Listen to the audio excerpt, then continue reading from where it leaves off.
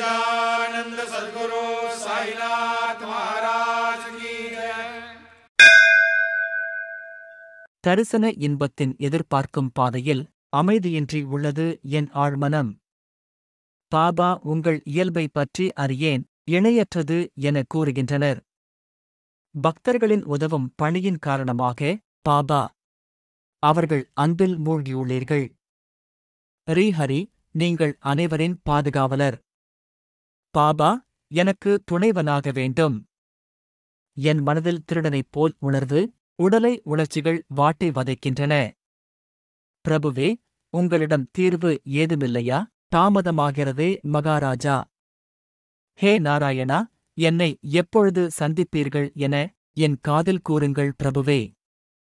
தாசன் கூறுகிறான், நான் உங்கள் குழந்தை, அதனால் நான் பிச்சை கேட்கிறேன். श्री सच्चिदानंद सद्गुरु साईनाथ महाराज की जय।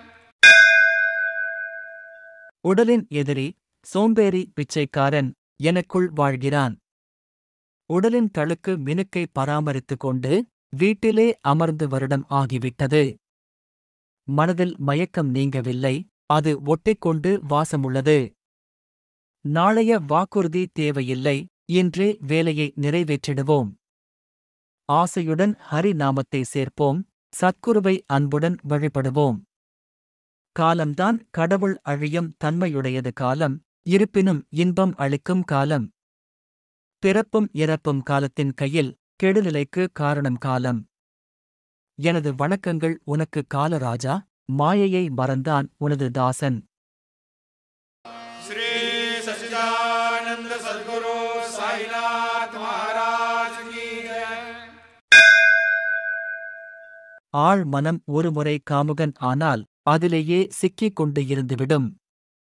பாவ புண்ணியத்தைப் பற்றிய விழிப்புணர்வு இருக்காது, அதன் வேகம் மேலும் அதிகரித்திடும். முன்கூட்டியே கவனமாக இருக்க வேண்டும், மீண்டும் கெட்டகாலம் வராமலிருக்க.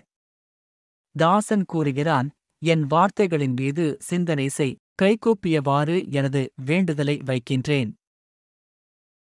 श्री सच्चिदानंद सद्गुरु साईनाथ महाराज की जय।